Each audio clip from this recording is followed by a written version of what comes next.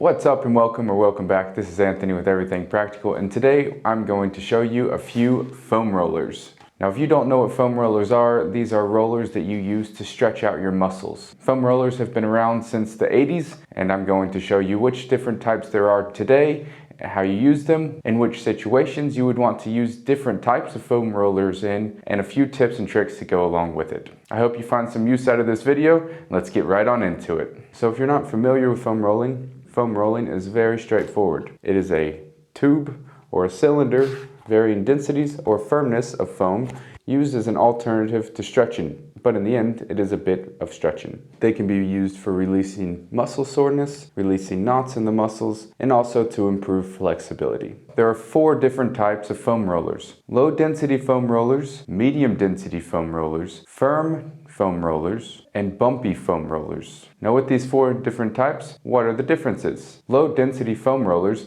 are usually used for a long-term exercise or perhaps an exercise class. These are also the types of foam rollers you would want to use a few days after exercising if your muscles are still sore. If you're familiar with foam rollers, you know that they can be a little bit painful while you're using them, so you would want to use a softer foam roller in case the pain is too high for you to handle, because you shouldn't have excruciating pain when you're using a foam roller. So if you have extremely sore areas in your body that you're trying to massage, you would want to opt for the low density foam roller. Now I'm going to skip over the medium density foam roller and jump straight to the firm foam roller, and I'll tell you why after when we come back to the medium density foam roller. Now you're going to want to use the firm foam roller for the deepest and most intense foam rolling muscle therapy. These are typically used with people that have been using foam rollers for quite some time, and also for people that are doing lots of sporting activities. Using the firmer foam rollers, this will possibly give you more relief faster after your exercises. Keep in mind, with these firmer rollers,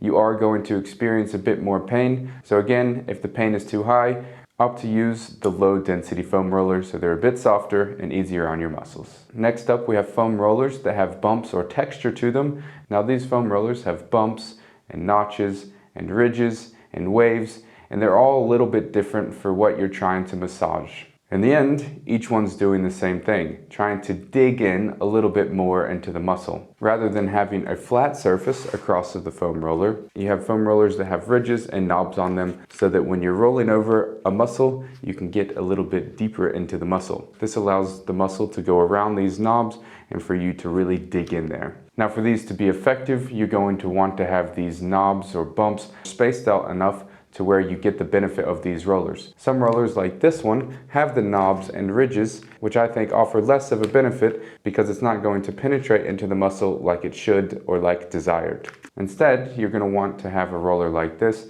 that can really get into the muscle and work out those knots that you have. So if you're looking to work out some of those knots, consider having one with these notches. And lastly, you have the medium density foam rollers. Now these are typically your one size fits all, because unlike the firm ones, they have a little give, and unlike the soft ones, they're a little bit more firm. That's definitely not the most scientific answer that you're probably looking for, but in the end, if you don't want to buy 3 or 4 different foam rollers, then the medium density roller is most likely going to be the single most helpful for you. Now, after you've decided which type of roller you want, you need to choose the size. There are some that are longer and some that are shorter, just like everything in life. Now, the 2 foam rollers I have are roughly the same size. One is 13 inches and one is 15 inches. I find that this size is very handy. It doesn't take up too much space or height. Now, to be honest, I'm not sure that the height necessarily makes any difference. It just depends on the space that you have to do the stretching. If you're working in a tight space to only where your body is going to fit, say perhaps you only have space between a couch and a wall or your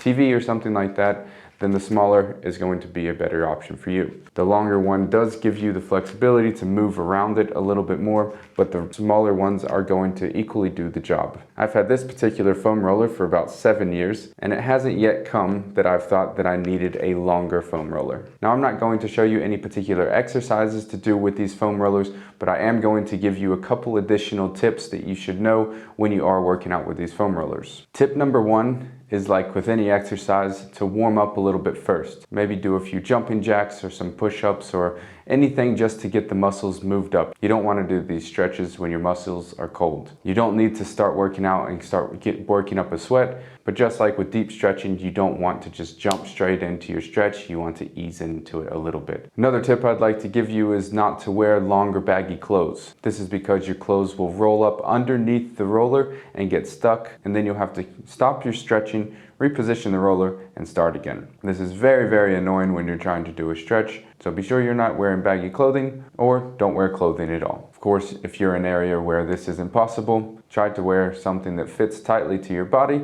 so that your clothes don't get caught underneath the roller. Now, I myself, having had a few injuries, I have found foam rolling extremely practical. I feel that it accelerates muscle recovery after workouts, even strains and tears. I personally think everyone should have a foam roller at home so that you can do this type of stretching anytime you want without needing to go to a gym and use one of the foam rollers that they have there. Now, I'm not able to tell you which foam roller you should get if you're only after one. Again, I suggest getting the medium density foam roller, and otherwise, I think a couple different foam rollers would maybe even be best for having at home. And if you're opting for two different types of foam rollers, I suggest one that has the bumps, notches, and ridges. And then I suggest either the medium density foam roller or a soft density foam roller for the rest of your foam rolling. Now, I hope you find this video helpful. If you want to see any of the foam rollers that I'm recommending, I will leave a link in the description below. Now, foam rollers are very cheap, so if you're spending more than 20-30 bucks on one, I think you're overspending. I think the sweet spot for foam rollers is between 10 and 20 bucks because in the end, it's just foam. It's not a medical device or equipment. It didn't take anything to develop these. There's just foam that's been cut in a circle. So be sure you're not breaking the bank on your foam roller. If you have any additional questions on this, let me know in the comment section below, and if I can help you, I will,